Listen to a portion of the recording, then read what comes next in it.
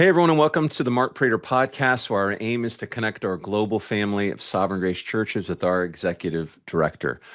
Mark, in Sovereign Grace, when a man is called and ordained to pastoral ministry, we don't view the pastor's wife as the church gaining, a second pastor. It's not a two for one deal, Right, uh, right. and so so we very much are complementarian in our convictions, and the man we see called his wife, of course, and the what's going on in the home is important to the qualifications of an elder.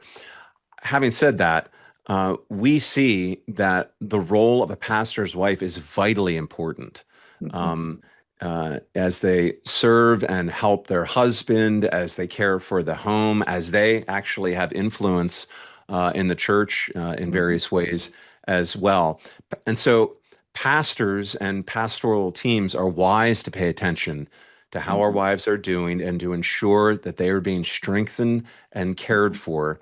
And you want to talk to us about that. Yeah, I do because, as you said, I think pastors' wives are vital to a man's pastoral ministry. That's right. I when I have an opportunity to encourage pastors' wives publicly, which I try to seize on every opportunity that I Hmm. can. I say to them, Good. "You are the secret weapons in Mm. sovereign grace," and I choose that term because I use secret means there's so much that they do that Hmm. people don't see, that people in the church don't see. Right. Ladies, what you do, what a pastor's wife does in encouraging her husband, correcting her husband, talking with her husband, praying for her husband, that Hmm. is so key to a man's pastoral ministry. And it actually, if you're doing those things as a pastor's wife, you actually strengthen his ministry because God has Yeah. chosen you for him and he needs you to Mm. do those things. So I just thank God for what you do, but it's not just how you do all those things for your husband, it's what you do in your home that most people don't see, just managing the home, caring for the kids, et cetera, et cetera, et cetera. I think you work Yeah. harder than your husband does as pastors' wives, just work very, very hard. And then Mm. on top of that, you're serving in the church as well. Depending on gifting and season of life, et cetera, you may be serving in different ways. And you put all those things together. Another thing a pastor's wife has to do is to navigate the family schedule in light of her husband's ministry responsibilities. That Right. alone can be a Yeah. challenge for Yes. pastors and their wives. So that's just a short list. I could give you a long list, but that's just a short list of why I believe pastors' wives are so important to a man's pastoral ministry. Yes, I certainly, it's hard for me to imagine being able to uh, do the work that I do as a pastor without my dear wife Kate's consistent daily help. And so, amen to all of that.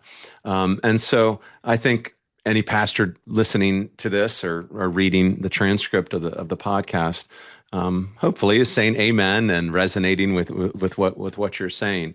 But we want to drop down another level into this to talk Mhm. about how important all of this is, because the health of the pastor's wives in a church is vitally important, not only to a pastor and his role in the church, but to pastoral teams as well and the health of a team. So, talk to us about that.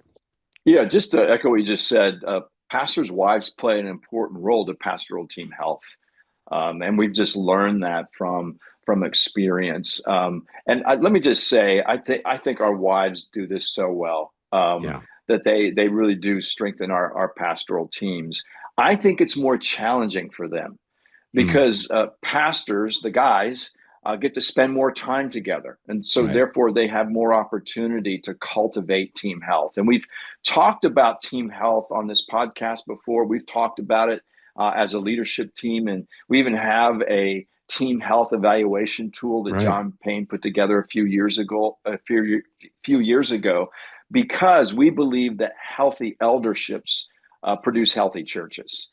And Yep. that's why it's so important. And all of that leads to the glory of Christ. But it's not just the guys who can strengthen or weaken pastoral team health.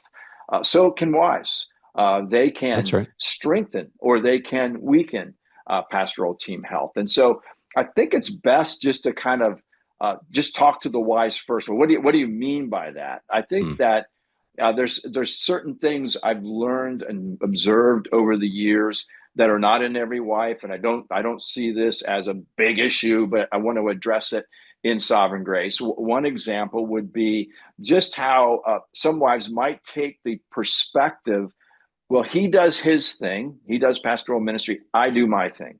And there's a little bit of a separation functionally between them, between a pastor and his wife. Mm. If your husband's called to ministry, you're called to help him in that.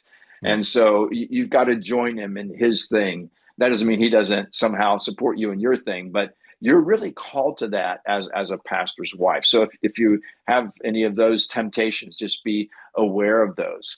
Another one that I've seen is that pastors get criticism. It's a part of being in church leadership. Yep. And pastors' wives can take up an offense against that Mm. criticism.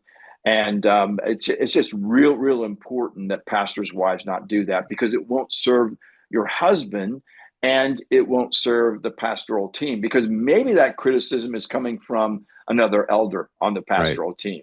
And that's what you've got to navigate through. And that's really important. Um, my wife Jill has done a remarkable job at not taking up offense against the Yeah. criticism I've received, whether that's local or extra local, even from our pastoral team. She just says, she just holds my feet to the fire and calls me to faithfulness, and I'm Mm. grateful for her. So it's vital. It's vital for team health, both extra locally and locally. And then I think another one that is even harder in some ways is that pastors' wives could potentially be struggling with another pastor on the pastoral team. Yeah. And they don't quite know what to do with all of that. And of course, I want to encourage you to talk to your husband. And husbands, you need to care for and shepherd and lead your wives through that. But if you're having trouble resolving that, the pastoral team needs to be involved. And Yeah. I think if you don't talk about those things in a transparent way, they will fester and undermine team health. So it's important to talk about them, which leads to this. I want to just talk to senior pastors who lead pastoral teams. You have a responsibility specifically not only for team unity but for team health, and so Yeah. you have a responsibility to make sure that pastors and wives on a team level spend time together. That's real important, and we'll talk about Yeah. some practices as well. As you spend time together as pastors and wives in a team context, you have a responsibility, senior pastor, to build a culture of transparency Mm. so that everyone feels free to share what's on their heart or what they might be struggling with. Cultivate that. And then you have a responsibility to make sure that when you are aware of a pastor and wife, or a wife might be struggling, you move towards them in a very caring way. Hey, I heard about this. Don't know if it's true or not. Can we just talk? Yeah. Because I just want to help you and shepherd you through it. Those are really important. And that what that does is it allows a pastor's wife to speak openly about any temptations or struggles that she has. And that leads to the sort of the next group I want to talk to. All pastors who are married, obviously. If your wife is struggling with something on the team, or a decision, or maybe another pastor on the team, obviously take time to shepherd her through that, as I've already mentioned. But Yep. if you're having trouble resolving that, don't keep it just between the two of you. Go to at least the senior pastor or another team member and wife and talk through it, and broaden the group depending on the size of your team until you get transparency and clarity, and can be able to work through the issue. A lot of times those things aren't addressed on a pastoral team because we're all busy, or Mm. because there's not a culture of transparency, or you don't spend enough time together to trust one another. So cultivate that, senior pastors, and Mm. make a way for pastors' wives to just be open and honest with anything they might be struggling with. That'll cultivate team health. Well, that's all wisdom and helpful. We're not in any way implying that everybody, all the pastors and wives on a team are all best friends. Right. It could be, of course, for there are lots of guys I'm sure that have best friends that aren't on their team. Well, how happy it is when we have very close friendships on a team, but we do need to ensure that there's health, that there is friendship, that the relational connective tissue that's needed is being, the scaffolding for the things you're describing are being put in place. So that leads to another question. What are some suggestions for best practices in order to foster this kind of unity, friendship, and health in a pastoral team?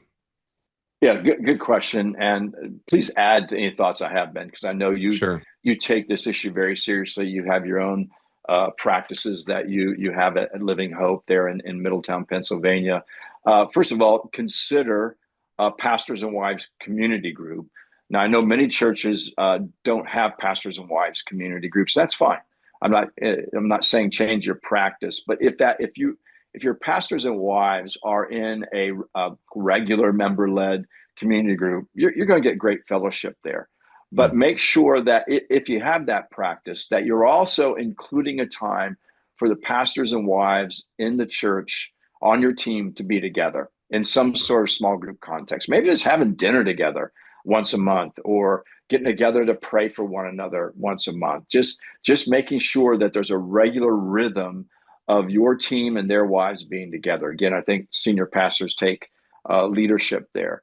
One of the practices we've had at Covenant Fellowship, and I know other teams do this as well, once a year we have a pastors and wives retreat.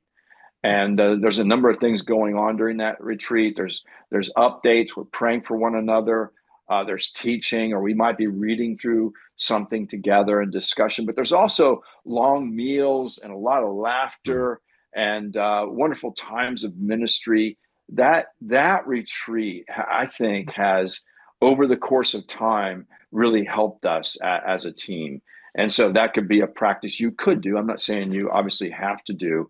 And then the third context look to create is just intentional time for pastors' wives to be together. mm, So ask one of the wives on the team to lead that time, give that wife some direction, but just make sure that they get together on a regular basis. So, like, for example, coming to fellowship, Jill is a part of a fellowship group of about half the team, the wives on our team, in the wives of half the team, they get together once a month and they do fellowship together mm. and they talk a lot together and they pray together and they laugh a lot together. Mm. Those are just some practices that you might consider. So what would you add? What do you do differently, Ben? I don't know that I would do things differently. I can share real briefly what we are doing over here. So we have a monthly meeting with the pastors and wives, and we have every other month. One month is all everybody can bring the kids, so it gets kind of wild. So it's families who have a cookout. We share a Very meal good. together. We're just building that those the connective tissue between our families, including our kids, because we want them to feel that they're part of something, that God's doing at the church on the team. And so those would be more informal times, although lots of stuff gets done there conversationally in that context. But then every other month we're sitting just as husbands and wives, and we're talking about the stuff that matters most. So it's how are things with parenting? How are things in your marriage? Like these are qualifications Mhm. of pastoral ministry, but also an opportunity to hear from one another. We spend time praying for each other, encouraging Mhm. one another. What I would say as well is I think it's important to, especially when something very challenging happens on a team, to make sure that the wives are being included Yeah. in that conversation. So a couple years ago, we had a very significant issue on the team. Guy left the team. Difficult, very difficult experience. And I had a meeting just with the guys to just say, I took them out to eat. this is here's what we're doing tonight. Share everything that you think about about what just went down, including critiques of my leadership in that, things we could have done better. Let's not leave this meeting until we've all spoken our mind. Don't want to have anything lurking, unnecessarily in the background. But then I did the exact same thing next time we got together with our wives, just Excellent. and create space as well for like, what was your experience? We want to make sure there isn't offense um, or people carrying around any sense of bitterness. But we want to make sure everybody's heard, and so that includes maybe for me, I'm hearing things maybe I wouldn't prefer to have to hear, but that are necessary for me to know about how I can grow and improve um, in my leadership. But also, we want our wives to feel heard, Yes. understood, listened to, cared for. I can remember a number of years ago, because we just have this regular practice, sitting in one of those meetings, uh, and a wife just coming forward with a confession of that she'd been harboring some bitterness against someone else on the team for a while. And there was confession of sin and forgiveness extended, and I think unity was strengthened and all of that. But some of those kinds of things, I think they happen because of just creating this regular rhythm or pattern of being together, getting to know one another, talking with one another, so that when the hard moments come, and they will come, as you know more than most, uh, we have, as I the word I used earlier, the scaffolding or the relational connectivity in place to be able to have that transparency, those honest conversations more easily. Because you'll find, if you're scrambling in the middle of a crisis to establish this, it's going to be much more challenging. Of course, don't delay. But so basically, I'm just amening everything that you're saying, and sharing some personal perspective there. Mm. Yeah, that's very, very good. And thanks for building a culture of transparency on your Mm. team, just taking steps like that. I just a couple of just thoughts to close this out. This is to all pastors, but specifically senior pastors. Don't sleep on this. Mm. Pastoral team health uh, can get caught up in the urgencies of pastoral ministry, Yeah. and you've got to be intentional to get some sort of rhythm in your schedule for men and for the wives on your team. So just don't sleep on this. And then lastly, I just want to say again how I thank God for the pastors' Mm. wives in Sovereign Grace. Yes. They are remarkable women who strengthen their husbands' ministry and church in remarkable ways, in a lot of ways that we will never see until that day when we get to see her rewarded, each Mm. wife rewarded with a well done and good and faithful servant. So thank you, ladies. If you're listening to this podcast or reading it, for all you do. And if a Yes. pastor is listening or reading and his wife isn't, please take time to encourage her regularly for all that she does. That's beautiful, Mark, and amen to that. One more thought as well, Yeah. because we want to ensure that we are being careful and thorough with all of this. I would suggest that as you're evaluating men for pastoral ministry, to consider including them and their wives in these kinds of Excellent. meetings. That's what we've Yep. done over the years. Of course, we want it, that man needs to be able to meet the qualifications of an elder. But we're going to be real uncomfortable over here, and I'm sure you would agree, with moving forward without understanding what their marriage is like, what she's like on a team and relationally. So, Mm-hmm. so all of it's important in so many different ways is basically what I'm trying to say, because we want Yeah. to see, and thank God in our churches we have so many capable ladies that make their husbands look so much better than we actually are. But we want to protect that and ensure that's our experience as we continue to move forward together in ministry and mission. So, Mark, thank you for your thoughts and your encouragement. Thank you to all the ladies out there who work so hard to serve and to care for their husbands and their homes and serve in the church. And I won't rehash. There is a long list we could spend time going over, but thank you to the ladies that are checking out the podcast and the faithful wives, and thank you everybody else for checking out the podcast as well. And we'll see you here next week, Lord willing. Bye for now. Thank you for watching. If you have questions or comments, Mark would love to hear from you. For more videos like this, hit subscribe on YouTube or by email at markkprater.com.